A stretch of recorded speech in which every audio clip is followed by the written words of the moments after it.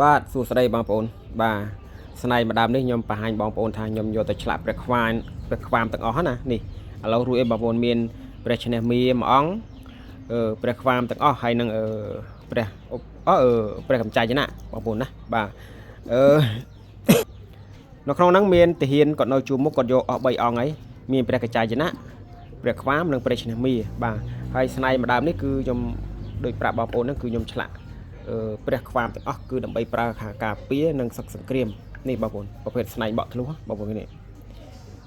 បក់ធ្លុះរាប់ខែរាប់ឆ្នាំទៅវាធ្វើឲ្យប៉ោងដល់ខាងក្នុងនេះបងប្អូនឃើញប៉ោងហ៎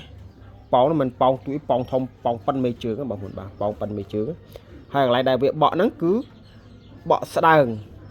វាស្ដើងឡើងដល់ឆ្អឹងបងប្អូនបាទបើសិនជាស្នែងដែលបក់ធ្លុះហើយអត់មានឃើញកន្លែងសឹកទេកន្លែងហ្នឹងគឺមានន័យថាស្នែងហ្នឹងវាមិនមែនជាប្រភេទបក់ធ្លុះទេបាទពាក្យថាស្នែងបក់ធ្លុះទី1គឺយើងសម្គាល់ទៅលើវាបក់ធ្លុះនិងតិចអញ្ចឹងវាមានន័យថាវាបក់ហើយអញ្ចឹងបានវាធ្លុះបើសិនជាស្នែងពាក្យថាបក់ធ្លុះតែយើងមើលស្នែងទៅវាអត់ឃើញកន្លែងធ្លុះដោយនឹងតិចអាហ្នឹងគេហៅថាស្នែងហ្នឹងវាជុលគ្នាប៉ះឬក៏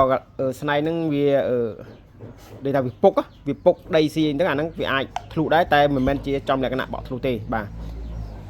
ហើយប្រភេទស្នៃនេះគឺប្រភេទស្នៃបក់ធ្លុះបាទសុំទោសបងប្អូនដោយសារក្អកស្នៃបក់ធ្លុះ 100% បងប្អូននេះបក់ធ្លុះឡើងនេះផងបាទហើយព្រឹកមិញហ្នឹងគឺខ្ញុំបានយកទៅប្រសិទ្ធធីរួចហើយបងប្អូនណាយកទៅប្រសិទ្ធធីជាមួយល្អរួចហើយ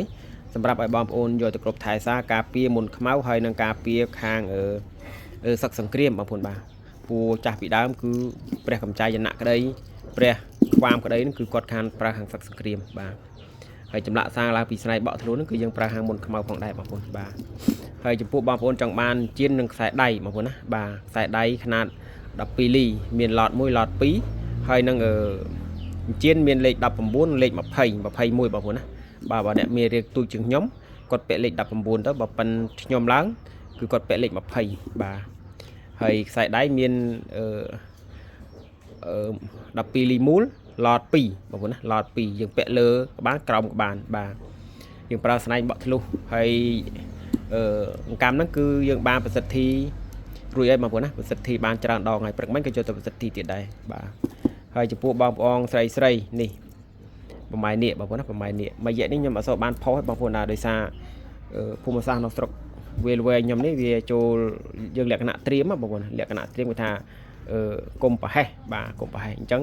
ខ្ញុំអត់សូវបានផុសទេវីដេអូអញ្ចឹងបងប្អូនចង់បានចម្លាក់ស្នែងក្របីខ្មៅបក់ធ្លុះបាទអាចចូលសារចូល Telegram បាទហើយបច្ចៈរបស់បានធ្វើកិច្ចប្រសិទ្ធិរួចអស់ហើយណាបងប្អូនបាទចង់សូមអរគុណបងប្អូនបាទ